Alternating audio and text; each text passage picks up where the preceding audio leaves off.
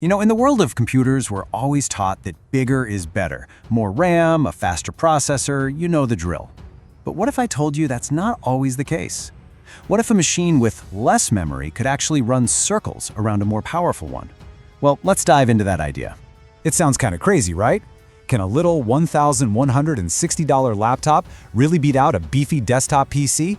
I mean, on paper, it shouldn't even be a contest.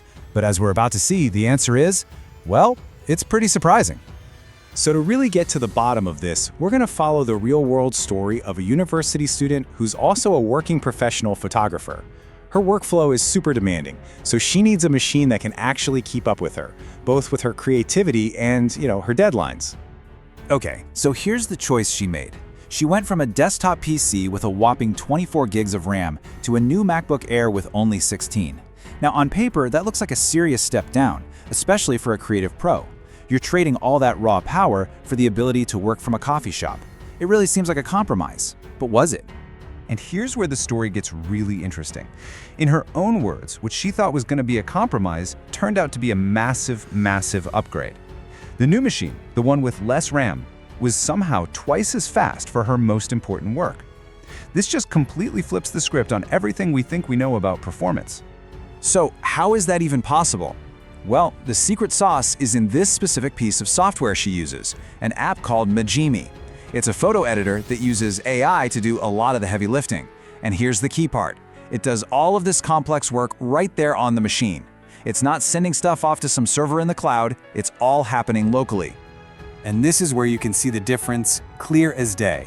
Exporting a big job, we're talking 1,500 photos, took her old PC over half an hour. The new MacBook Air, it'd shoot through that exact same task in just 15 minutes. That's not just a little faster, that's cutting her wait time in half, saving her real valuable time on every single project. Which of course brings us right back to that central mystery.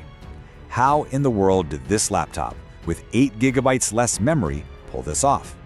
The answer, it turns out, isn't something you can find just by looking at a spec sheet. The thing is, the way we measure performance is changing.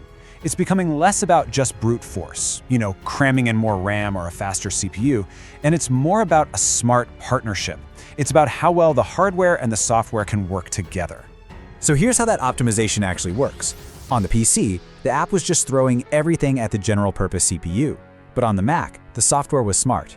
It knew to hand off those very specific AI calculations to Apple's specialized neural engine.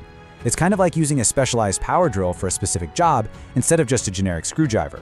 It's just the right tools, so it's way faster and more efficient.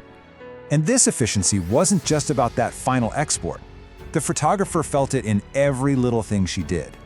On her PC, when she moved an editing slider, there was that tiny, annoying delay. On the MacBook, it was instant. Plus, the laptop just got a little warm, which is a huge sign of how efficient it was being. Okay, so it's fast. That's great. But does that speed actually translate into real-world value? Well, for a working pro, time is literally money. So let's break down the return on investment for this supposedly weaker machine. First up, the cost. The new MacBook Air set her back $1,160. For a student and a freelancer, that is a serious chunk of change. Now let's look at what she makes. For an average photo job, like that batch of 1,500 photos we were talking about, she brings in about $600. And when you put those two numbers together, it's kind of mind-blowing. The entire cost of her new laptop is paid off after just 2 jobs. Everything she makes after that is pure profit, all because her new workflow is so much faster. And this is the real key right from the photographer herself. Cutting her editing time in half didn't just give her more free time, it created more billable time. It literally opened up her schedule so she could take on more clients and grow her business, all while she was still going to school. Now, let's be fair, this switch wasn't a total slam dunk in every single category. To give you the whole picture, we have to talk about the one area where that old desktop PC still had a big advantage. So here's the final scorecard. The MacBook Air wins hands down on AI speed and obviously portability. And like we just saw, the value is incredible. The one big trade-off? Storage. That 512 gigabytes in her laptop is a lot more limited and way more expensive to upgrade than the storage in her old, easily expandable desktop. So, what's the big takeaway from all this? Well, this story really shows a fundamental shift in how computers work. The definition of a powerful computer isn't just about having the biggest numbers on a spec sheet anymore. It's all about how intelligently the hardware and software work together to get specific jobs done as efficiently as possible. And that leaves us with a really fascinating question for the future, right? As these AI-powered tools become totally standard in pretty much every field, from photography to coding to writing, our whole idea of what performance means is going to change.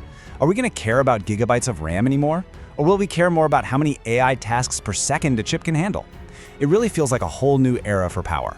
If you enjoy this video, please like, share, subscribe and hit the bell to the later update from my channel.